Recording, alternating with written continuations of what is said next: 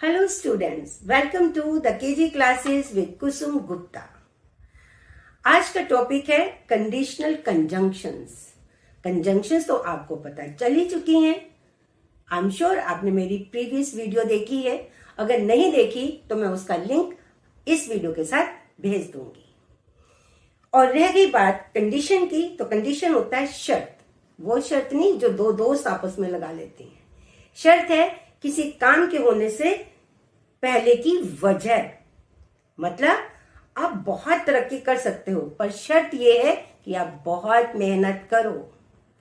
आप ये सारी कंजंक्शंस बहुत अच्छे से समझ सकते हो, पर शर्त यह है कि आप इस वीडियो को अंत तक पूरे ध्यान से देखें। So let us get started.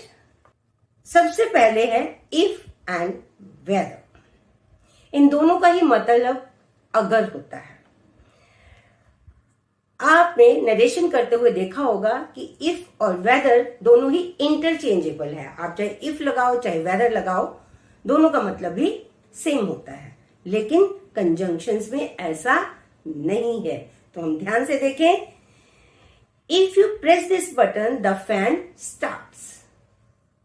Fan के स्टार्ट होने की कंडीशन क्या है? इस बटन को प्रेस करना। You can take a break if you are feeling tired. Break लेने की कंडीशन क्या है? कि आप थके हुए हो। If you work hard you will succeed. अब है, मैंने इसमें जितने भी हमारे कंडीशनल सेंटेंसेस होते हैं वो इफ से बनते हैं, वो मैंने सारे ले लिए हैं। लेकिन आज का टॉपिक हमारा कंडीशनल सेंटेंसेस तो है नहीं, इसलिए हम कंजंक्शन पे ही फोकस करेंगे।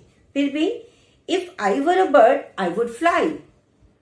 If I had been there, I would have voted for the motion. तो जब भी अगर ये हुआ तो ये होगा की बात कहनी है तो आपने क्या लगाना है? if. अब वेदर का यूज कैसे देखते हैं? We will go to the park whether it rains or not. हम पार्क जाएंगे चाहे बारिश हो या ना हो। if कब था? जो कॉन्सिक्वेंस था, मतलब रिजल्ट, उसकी पहली कंडीशन जरूरी थी। ठीक है, कि पंखा तभी स्टार्ट होगा जब आप बटन प्रेस करोगे, तो ये कंडीशन आपकी मस्ट है। लेकिन यहां पे क्या है? कंडीशन जो है इररेलेवेंट है, मतलब उसकी उतनी इंपॉर्टेंस नहीं है। बारिश हो या ना हो हम तो पार्क जाएंगे। ठीक है ना, ज्यादा उसकी कंडीशन की रेलेवेंस नहीं है। मोर ओवर इसमें ऑप्शंस भी, एक कंडीशन नहीं है, दो है। बारिश हो भी सकती है, बारिश नहीं भी हो सकती। तो more than one conditions, alternatives हैं यहां पे। कंडीशंस के अल्टरनेटिव्स हैं। Whether you like it or not, you have to finish your homework. Homework की जो कंडीशन है, लाइक करना या ना करना, वो इररेलेवेंट है। तो क्लियर हो गया। वेदर और इफ रिप्लेस नहीं हो सकते। जब कंडीशन पक्की है तो आपको इफ लगाना है, जब इररेलेवेंट है तो आपको वेदर लगाना है।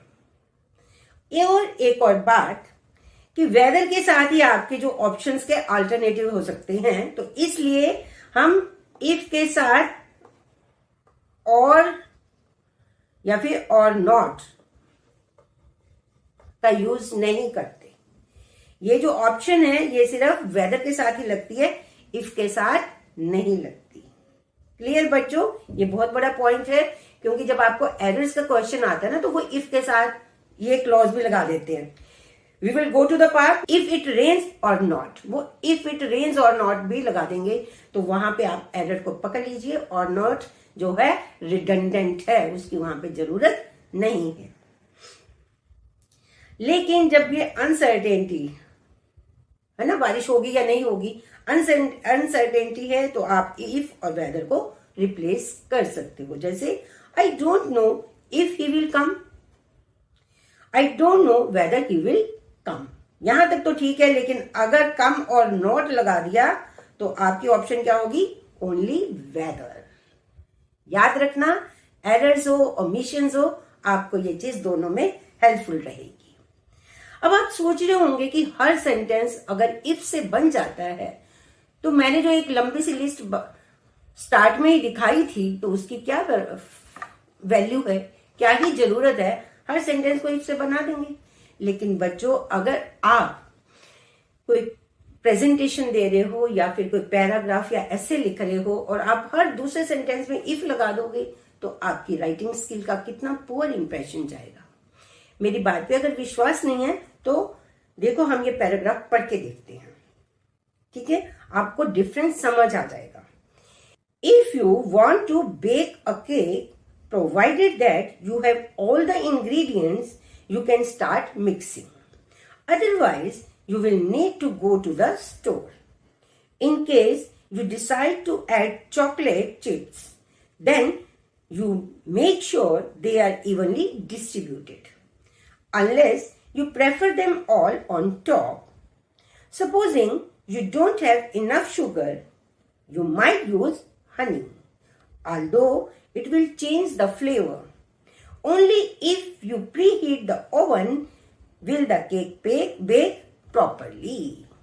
अब आपने देखो, if भी लगाया, provided that भी लगाया, otherwise भी लगाया, in case भी लगाया, unless भी लगाया, supposing भी, although, only if. कितनी अच्छी enhanced and advanced English ये लग रही है। अदरवाइज और ओनली इफ को तो आप रिप्लेस नहीं कर सकते थे, बाकी अगर सब में हम इफ लगाते तो how poor it would have looked. Clear?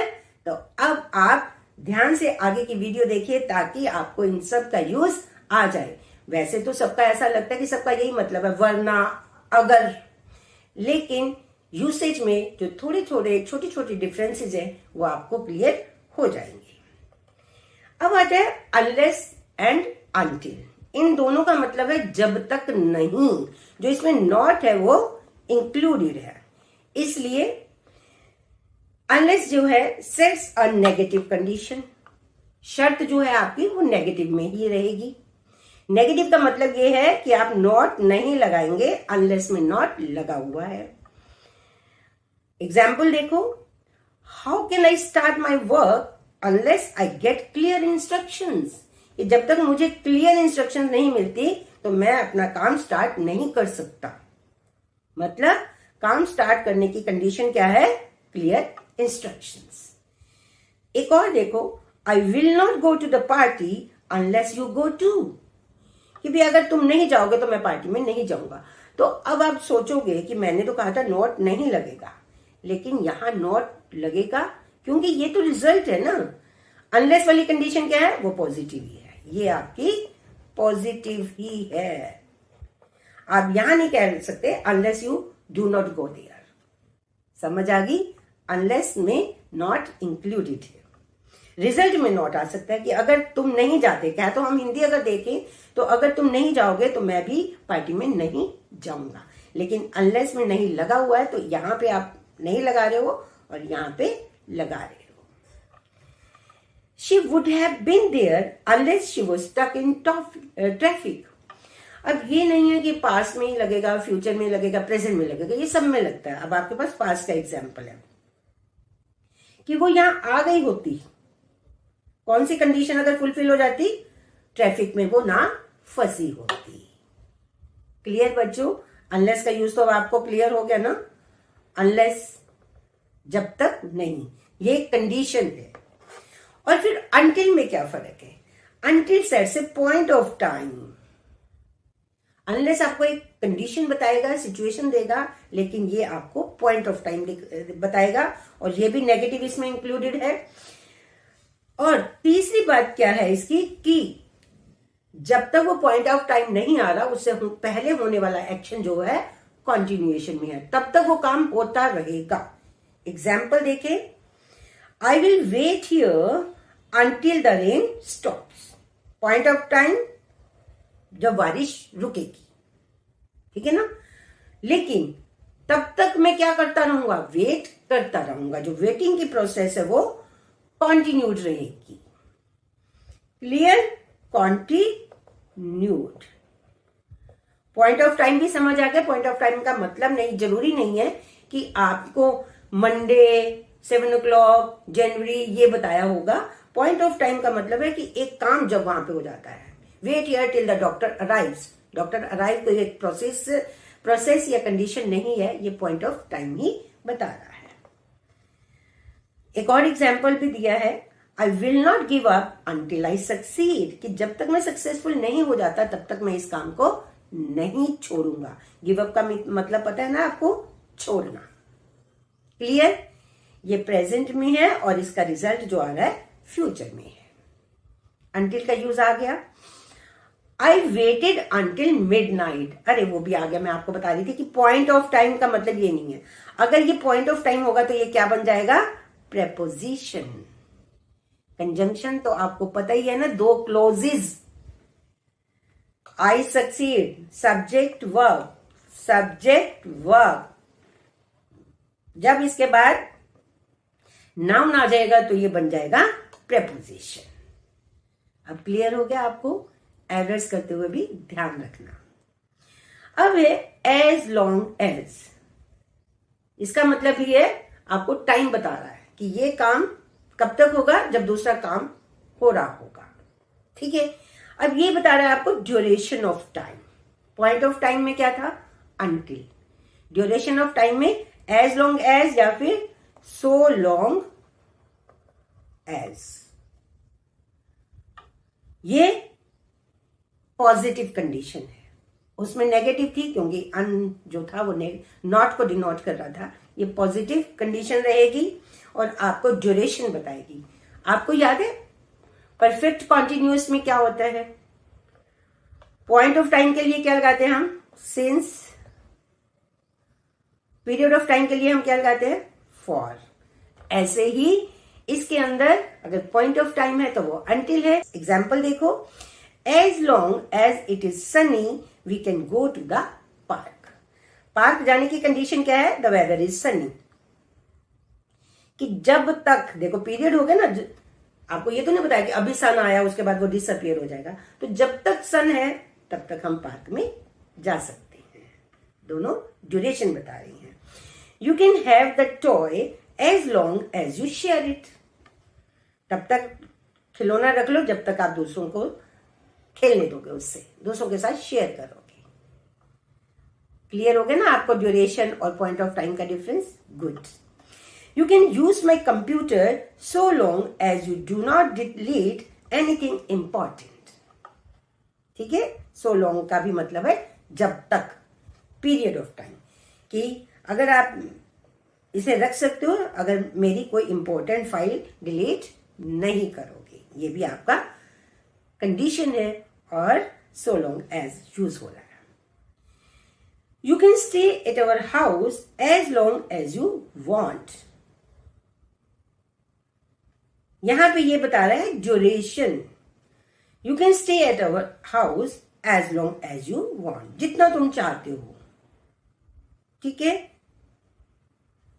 The party will last as long as everyone is having fun. Clear? ठीक है। नेक्स्ट करते हैं प्रोवाइडेड दैट या फिर प्रोवाइडेड। इसका मतलब है बशर्ते। आप ऐसा कर सकते हो, बशर्ते आप ये करो। अनलेस से ये कैसे डिफरेंट है? अनलेस से ये डिफरेंट है क्योंकि अनलेस दे रहा था आपको नेगेटिव कंडीशन, है ना? याद है ना, अभी करवाया आपको, नेगेटिव कंडीशन दे रहा था। लेकिन प्रोवाइडेड जो दे रहा है आपको पॉजिटिव कंडीशन दे रहा है, जिसका मतलब है ओनली इफ। ओनली इफ क्या होता है कि आपके पास ज्यादा चॉइसेस नहीं है। अगर आप ये करोगे तभी आप दूसरा कर सकते हो। I will agree to go provided my expenses are paid, कि मैं चला तो जाऊंगा बशर्ते आप मेरे सारे खर्चे पे करो। You can borrow my car provided that you return it by 5 PM। ठीक है जी, बशर्ते आप इसको 5 बजे तक वापस कर दोगे। You can stay here provided you come on time. शर्त यह है कि आप टाइम पे आओगे। You can stay here provided that you do not come late. Negative clause नहीं है, यू कैन स्टे हियर, ये पॉजिटिव क्लॉज है। कब तक? जब तक आप लेट नहीं आते हो। अनलेस में भी बताया था ना, अनलेस वाली में नेगेटिव नहीं लगेगा, अदरवाइज लग जाएगा। वो यहां पे आ गया, तो ये सेंटेंस भी ठीक है आपका, ये सेंटेंस भी ठीक है। You can not stay here provided you come early, ये गलत है। You can not stay here, ये आप नहीं लिख सकते। एरर्स में भी ध्यान रखना। You can stay here on condition that you will come early. On condition, ये भी प्रोवाइडेड की सेंस दे रहा है, ये भी आपकी कंजंक्शन है। We will go to the concert only if we get tickets. भी अदरवाइज तो हम जा ही नहीं सकेंगे। ओनली इफ मतलब this is the only condition, अगर मिलती हैं तो हम जाएंगे। आपको ऑन कंडीशन का यूज भी पता चल गया, ओनली इफ का भी पता चल गया, और प्रोवाइडेड एंड अनलेस का डिफरेंस भी पता चल गया। अब एक और बात, प्रोवाइडेड जो है वो वर्ब भी है, ठीक है ना। You are provided with all civic amenities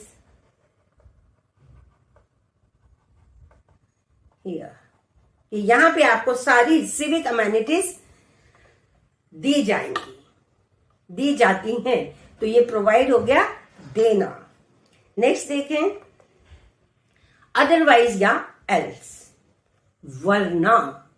इसके अंदर आपको एक वार्निंग दी जा रही है और एक नेगेटिव कंडीशन है।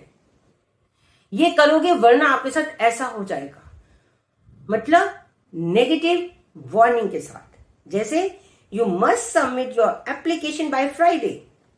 आप ये भी ध्यान रखना, यहां पे सेमी कॉलन आ रहा है कि फ्राइडे तक अपनी एप्लीकेशन सबमिट कर दो, वरना इट वॉन्ट बी कंसिडर्ड, इसको देखा ही नहीं जाएगा। समझ आ गया। तो जब आपके ड्रास्टिक रिजल्ट्स हैं, ड्रास्टिक रिजल्ट्स हैं, तो वो हो जाता है अदरवाइज। अदरवाइज और else interchangeable. You should walk fast otherwise you will miss the train. भाई तेज चलो, नहीं तो ट्रेन मिस हो जाएगी। Drastic result. Your application will be considered only if you submit it on time. Only if मैं आपको बता चुकी हूं कि ये भी एक वरना की ही सेंस में है कि अगर आप ये नहीं करते हो तो आपका ये नहीं होगा।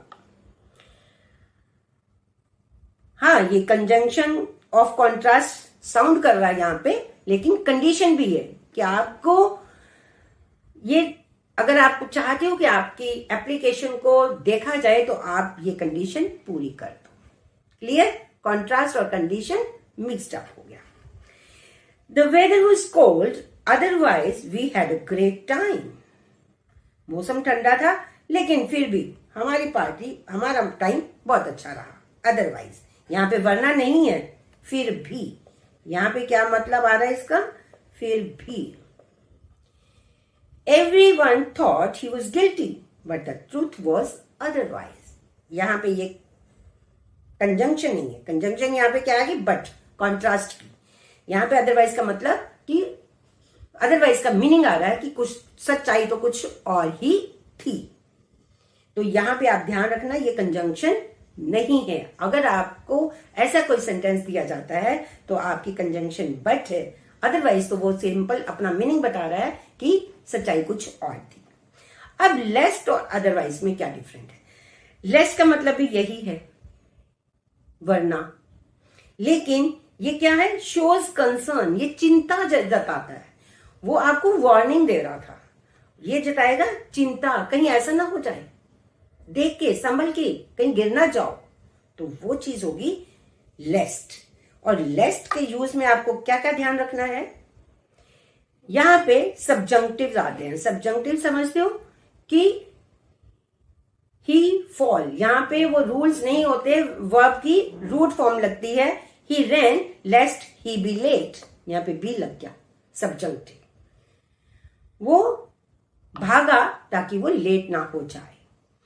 टेक केयर लेस्ट ही फॉल, देखो ही के साथ फॉल्स आना चाहिए था, ये इसी का सब्जंक्टिव की फॉर्म है, तो यहां पे लग गया। ध्यान से देखना कहीं वो गिर ना जाए। They whispered lest they should be overheard, वो फुसफुसा के बात कर रहे थे ताकि कोई उन्हें सुन ना ले। ओवरहियर करना होता है सुन लेना। अब अदरवाइज और लेस्ट में एक ये डिफरेंस भी है। अदरवाइज में क्या लगता है, will. Take care otherwise you will fall down, you will. और लेस्ट में क्या करता है, should. Take care lest you fall, तो take care lest you should miss the train, तो उसमें शुड लगेगा। अच्छा, वंस भी, वंस का तो आपने देखा ना, इसका मतलब होता है एक बार, एक बार की बात है, वंस अपॉन अ टाइम। मैं तो एक बार ही वहां गया हूं, I had been there once. लेकिन वंस कंजंक्शन भी है, जैसे once you finish your homework you can watch television, कि एक बार होमवर्क पूरा कर लो तो तुम टेलीविजन देख लेना। ठीक है, ये कई तरह से लिखा जा सकता है। You can watch television only if you finish your homework, की कंडीशन यही है कि आप ये पूरा कर लो तो आपको टीवी देखने की इजाजत मिल जाएगी। वंस आपकी मम्मी भी कहती है ना कई बार कि एक बार ये काम पूरा कर ले, फिर तू जो कहेगा मैं कर दूंगी, right way. Once you finish your homework you can watch television. तो बच्चों, सारे डिफरेंसेस आपको क्लियर हो गए, लेकिन प्रैक्टिस के बिना तो कोई फायदा नहीं है। तो इसीलिए मैंने आपके लिए एक एक्सरसाइज तैयार की है। It is on your screen, screenshot लेके इसे फिल कर दीजिए। आंसर्स आपको डिस्क्रिप्शन में मिल जाएंगे, और प्लीज मुझे कमेंट करिए, ये फिल करके इसके आंसर्स मुझे कमेंट बॉक्स में दीजिए, ताकि मुझे लगे कि मेरी की हुई मेहनत आपके किसी काम आ रही है। तो please like, share and subscribe my channel and stay tuned for more such informative and interesting videos. Thank you.